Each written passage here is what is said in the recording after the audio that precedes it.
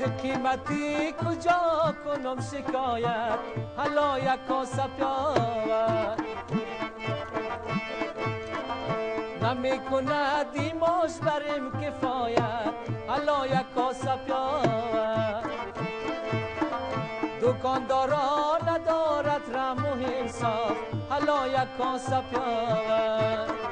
مسئولین هم کند از آن حمایت حالا یک کاسه پیاور این سلات را ببین مرچ تازه را ببین سبزی پالک برا کرده دیوانه حالا یک کاسه پیاور سبزی پالک برا کرده دیوانه حالا یک کاسه پیاور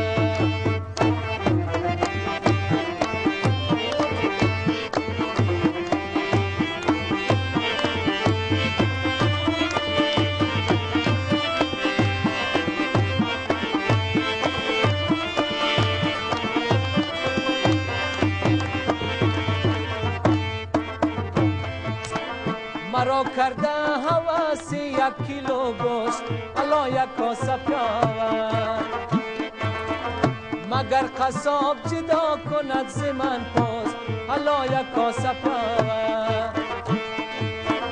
نمیدانم که نرخنامه کجا شد حالا یک کاسه پیاور ز پول خود تفتیش را نموده دوست حالا یک کاسه پیاور این سلات را ببین مرچ تازه را ببین این سلات را ببین مرچ تازه را ببین سبزی پالک برا کرده دیوانه حالا یک کاسه پیاور سبزی پالک برا کرده دیوانه حالا یک کاسه پیاور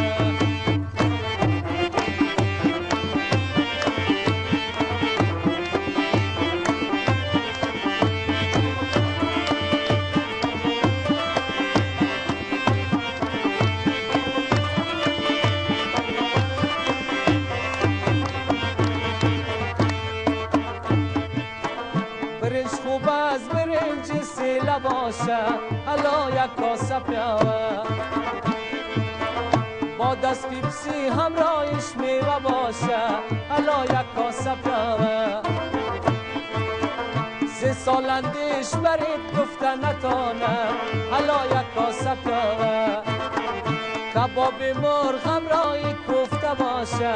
حالا یک کاسه پیاور این سلات را تازه را ببین این سلات را ببین مرچ تازه را ببین سبزی پالک برا کرده دیوانه حالا یک کاسه پیاور سبزی پالک برا کرده دیوانه حالا یک کاسه پیاور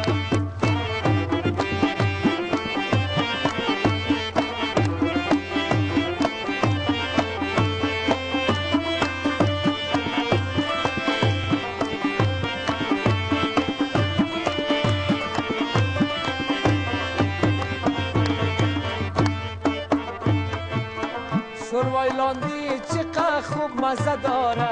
حالا یک کاسه پیاور اگر شلغم پرتی زیاد فایده داره حالا یک کاسه پیاور سی اقسام ترکاری ها چی گویم حالا یک کاسه پیاور کتی نان تندوری مزه داره حالا یک کاسه پیاور این سلات را